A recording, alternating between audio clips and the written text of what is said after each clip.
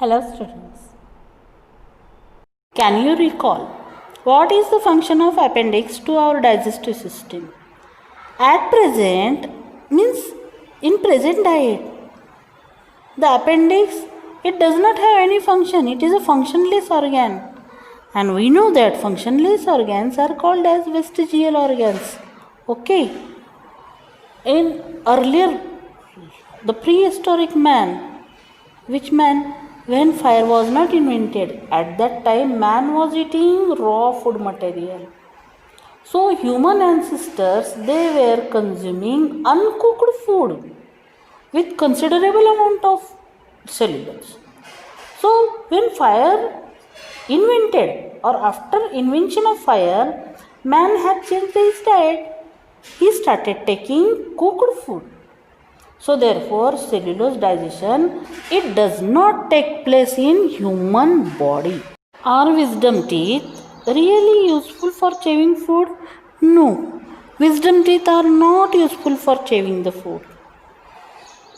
Actually, wisdom teeth are the third and final set of molar teeth. Okay. Many people develop these wisdom teeth when they are teens or their early 20s. Okay. When these teeth are aligned with other molar teeth, then they are useful. If they are not aligned with other molar teeth, then they are not useful. We have to remove them. Our ancestors' diet was very hard as compared to the present diet.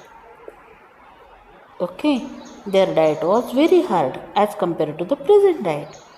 So their sets of the teeth get damaged. Okay. So as a result, these teeth were useful for chewing. But for whom? For our ancestors. Why did the huge animals like dinosaurs become extinct? There were many reasons of many theories. We will understand one by one. First one, they could not adapt to the environment in which they were trying to survive. Number one, not able to adapt the environment in which they were trying to survive. Okay, second one, ice age. So it was the beginning. Of ice age. So due to this ice age, beginning of ice age, so there was a scarcity of food. So this is second reason for their extinction. And one theory suggests that maybe a meteor collided with the earth. Okay. What? A meteor. It collided with the earth. So as a result, dinosaurs become extinct. The fourth and final question is, why are many species of animals and birds getting extinct? This is totally man-made reason. First one, wanton killing and hunting, poaching. Okay, second one, pollution. So, and ever-growing population of human beings results in the extinction of many species of animals and birds. Friends, we will start learning very interesting part of our lesson, that is evolution. Why it is very interesting? We know that we already learned in previous years that basic functional unit of life is cell. And we already learned that living organisms are made up of cell, whether they are eukaryotic or prokaryotic. We already learned that also. So we also learned that living organisms, there are variety of living organisms, more unicellular also and multicellular also. Along with this, in previous year what we learned, organizations in living things, and we learned that living things, their basic unit is cell, they are made up of cell.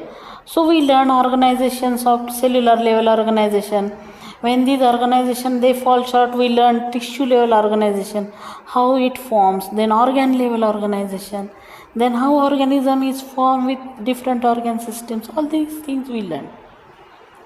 But here in evolution, we are going to learn we are going to trace our history, how that cell, which is fundamental unit, it performs all living means it performs all the functions necessary for living things. How that cell is formed and where it is formed. If it is formed on the earth, then how earth is formed? Okay. So it means we are tracing the history, how planet Earth is formed.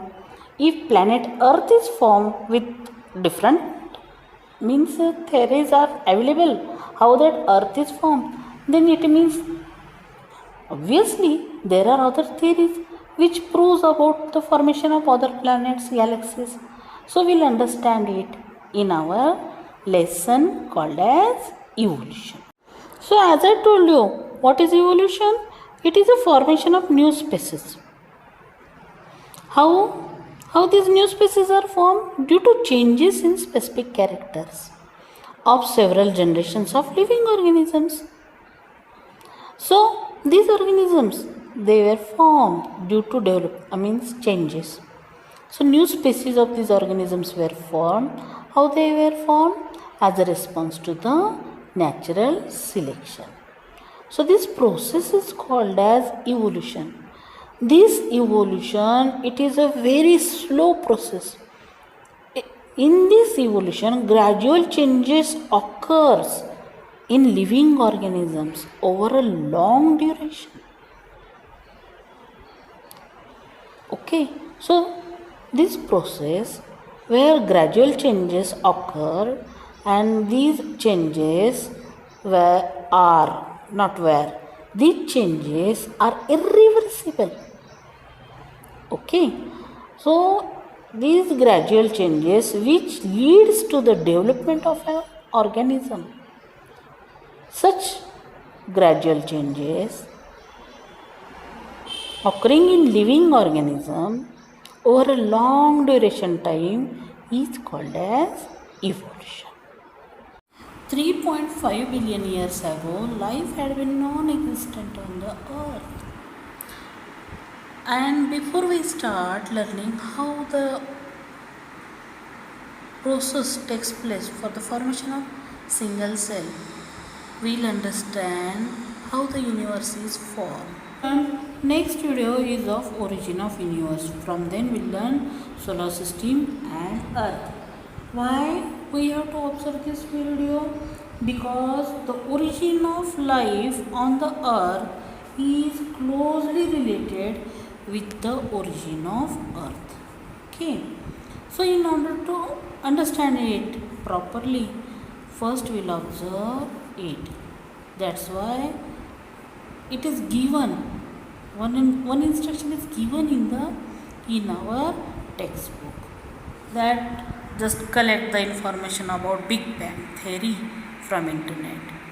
So in order to save your time, just I will explain it shortly in next video, which is not a part of our study.